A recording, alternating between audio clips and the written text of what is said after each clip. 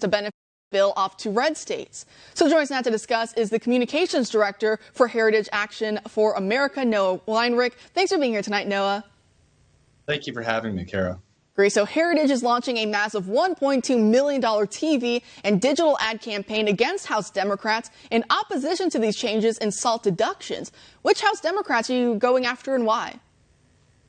That's right. So Heritage Action is launching a $1.25 million ad buy, primarily on TV with digital ad as well, on Democrats like Cindy Axne, Alyssa Slotkin, Jared Golden, Carolyn Boudreaux, and more. These are Democrats from red or purple states. So they are from areas that will not benefit from this rise in the SALT deduction cap. So this will primarily benefit coastal elites, people from places like New Jersey, California, New York, places that have tremendous power in the current Democratic Party. Nancy Pelosi is from California, Chuck Schumer is from New York. So we need to point out to people in regular America that their taxes aren't going to change, but coastal elites are going to get an $80,000 tax break on their Hamptons beach houses and their second homes. And all the while, normal Americans, we're also paying not just taxes, but also the hidden tax, almost the inflation that we're also having to deal with right now. And so I love that you guys are calling this, instead of the Build Back Better plan, as the great resetter type globalists like to call it, you call it the Build Back Broke agenda. Talk to us about some of the framing there. And do you hope to hopefully have an impact on midterms with that line of messaging? Absolutely. We want for everyone to know exactly what their representatives are voting for. Representatives from these areas are not representing the interests of their constituents when they vote for this bill. Instead, they are voting for the interests of, Nancy Pelosi and Chuck Schumer's donor class. Democrats promise to unite the country, but instead they are dividing it on geographical and class lines.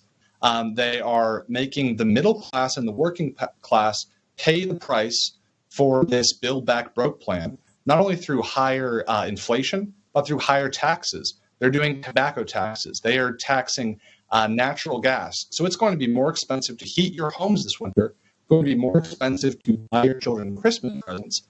But if the Democrats get their way, they're going to make it easier for millionaires to write off taxes for their second homes in places like New Jersey. Nationwide, if this thing passes, 2/3 of millionaires will actually get a tax cut. And what do you make of, for example, Kamala Harris? We heard her coming out the other day saying, the same old line that we're hearing from all the Democrats these days, is that these multi-trillion-dollar spending bills that they pay for themselves, that the Americans, don't even worry about it. It's all paid and, it's all, taken care of for you. It's going to be zero in cost to the average American. What do you make of that line of messaging? Because all I can think of is they don't think we're that dumb, do they? Yeah, that one is so absurd and it's blatantly false on several levels.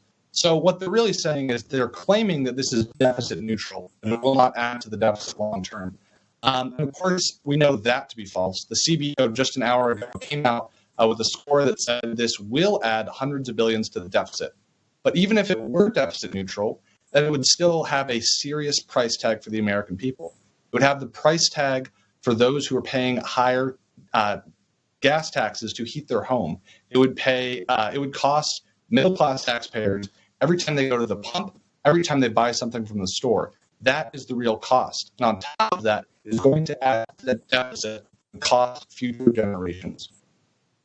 And don't you just love how the wealthy liberal elite who live in these coastal cities, don't you just love how in these blue states they vote in these massive, taxes, and they say, we all are in this together, we're paying our fair share, and yet of course they never expect to have to pay those taxes. In fact, they actually want it to be, passed on to you and I. And it's just so funny because then of course when they're actually forced to pay what they voted in for, next thing you know, they start fleeing to red states. And then of course they go to those red states and they try and make them into blue states now. Isn't it absolutely crazy? That's exactly right, Kara. That's exactly what's happening. Folks from New Jersey and New York are seeing the mass exodus of people fleeing to states like Florida and Texas, fleeing the high-tax, failing blue states, and going down to red states that are thriving. The SALT deduction, if they raise it, that will actually favor places with high taxes. It would be a bailout for these failing blue states. That's really what's driving this. It is fear of residents noticing what awful policies these are moving out of their states, and that is why they are trying to bail out the coastal elites and their failed blue states. No, that's all the time we have for tonight. Thanks so much for joining us. Absolutely. Thank you for having me. And after the break,